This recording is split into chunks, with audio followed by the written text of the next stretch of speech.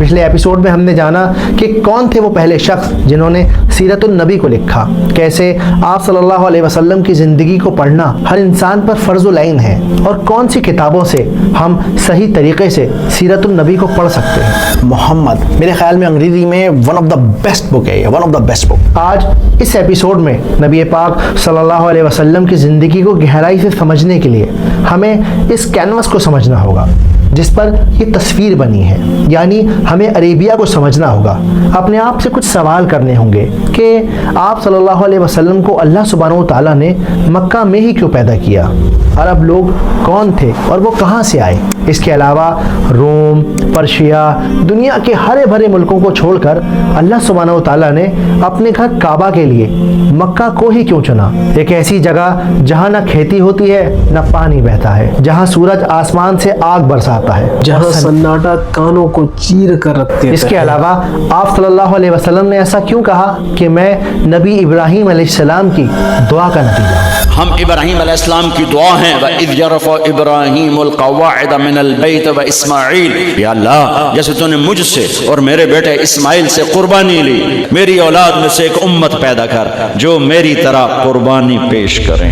ان سب سوالوں کے جواب اگر ہمارے پاس ہوں گے تو نبی پاک صلی اللہ علیہ وسلم کی زندگی کو سمجھنا ہمارے لیے اور آسان ہو جائے گا۔ تو چلیے سب سے پہلے ہم یہ سمجھتے ہیں کہ اصل میں عرب لوگ تھے کون۔ ہسٹورینز نے عرب کو 3 کیٹیگریز میں ڈیوائیڈ کیا ہے۔ سب سے پہلے ہیں عرب بائدہ، یعنی وہ لوگ جو عرب کے علاقے میں رہتے تھے اسلام آنے سے ہزاروں سال پہلے، لیکن گزرتے وقت کے ساتھ وہ ختم ہو گئے، ان کا نام و نشان بھی باقی نہیں رہا، جیسے قوم عاد، قوم سمود، قوم تسم، جن کا ذکر ہمیں قرآن مجید میں بھی ملتا ہے۔ کیا تم نے نہیں دیکھا کہ تمہارے پروردگار نے قوم عاد کے ساتھ کیا کیا جو ارم کہلاتے تھے دراز قد مانند ستونوں کے، اور سمود کے ساتھ کیا کیا جو وادی قرا میں چٹانیں تراشتے تھے۔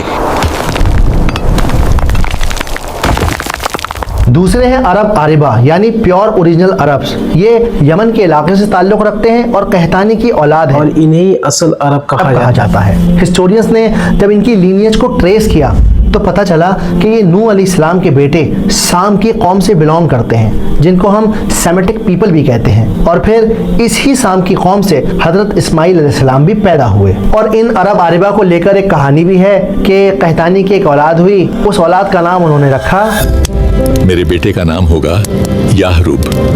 یاہروب بہت پیارا نام ہے۔ وقت گزرتا گیا، قحطانی کی اولاد یاہروب اتنے مشہور ہو گئے، اتنے بڑے بڑے انہوں نے کارنامے کر دیے کہ لوگ قحطانی کے قبیلے کو یاہروب کے قبیلے کے نام سے پہچاننے لگے۔ دھیرے دھیرے دھیرے دھیرے وقت گزرتا چلا گیا اور یاہروب کا نام بدل کر عرب ہو گیا۔ لوگ جا رہے ہیں۔ ارے یاروب تو پرانا نام ہے، اب انہیں عرب قبیلے والے کہتے ہیں۔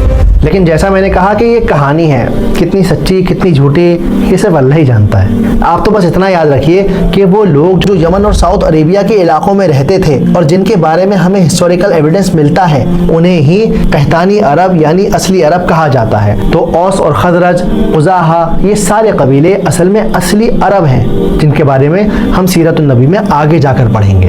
تیسری کیٹیگری ہے عرب مستربہ، یعنی وہ لوگ جو عرب نہیں تھے لیکن گزرتے وقت کے ساتھ وہ عرب بن گئے۔ یہ عرب مستربہ ہمارے لیے سب سے زیادہ امپورٹنٹ گروپ ہے، کیونکہ یہ اسماعیل علیہ السلام کی نسل سے شروع ہوتے ہیں۔ قحطانی کے گزرنے کے کئی سو سالوں کے بعد یہ لوگ مکہ آئے اور یہ مکہ میں عرب کے لوگوں کے ساتھ رہنے لگے۔ دھیرے دھیرے دھیرے دھیرے انہوں نے عربی زبان کو سیکھا اور پھر یہ عربی ہی کہلانے لگے، جبکہ یہ اصلی عرب نہیں تھے۔ تو یہاں نوٹ کرنے والی بات یہ ہے کہ آپ صلی اللہ علیہ وسلم اسی گروپ کا حصہ ہیں۔ محمد النبی الأمی۔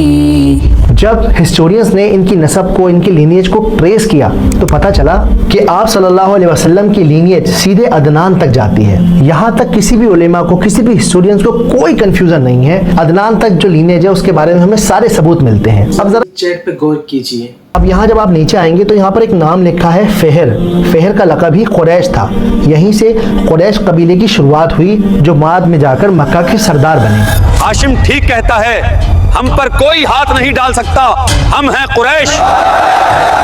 इन अरब मुस्तरिबा के बारे में एक बात बड़ी मज़ेदार है कि धीरे धीरे इन्होंने अपने आप को इतना ज़्यादा अरबों के साथ ढाल लिया कि इन लोगों ने असली अरब्स को भी लैंग्वेज के मामले में पीछे छोड़ दिया। ये अरबी में, अरबी पोइट्री में, अरबी लैंग्वेज में इतने ज़्यादा माहिर हो गए कि पूरे अरेबिया के अंदर इनकी पोइट्री की मिसालें दी जाने लगी। जब शायर अबू सुफियान के घर जाते हैं, लुत्फ मिलता है, प्यार पाते हैं, खूब पीते हैं, खूब खाते हैं। जब शायर अबू सुफियान के घर जाते हैं